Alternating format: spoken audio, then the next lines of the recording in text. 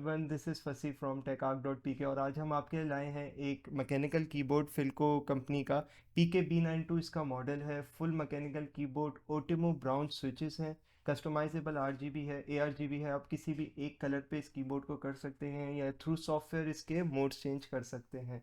आए अब हम इसकी अनबॉक्सिंग करते हैं।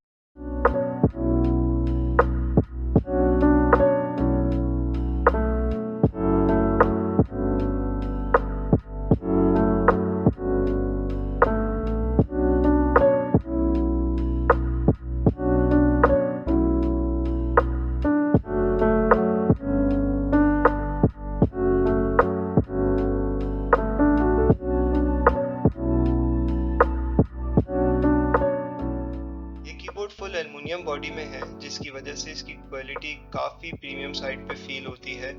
जैसे कि मैंने आपको बताया था कि ये ARGB कीबोर्ड है, इसके काफ़ी मोड्स हैं। आप सिंगल कलर पे भी इस कीबोर्ड को कर सकते हैं और इसमें रिस्ट रेस्ट इंक्लूडेड होता है प्लास्टिक का, जो कि इसके कंफर्ट को काफ़ी ज़्यादा बढ़ा देता है।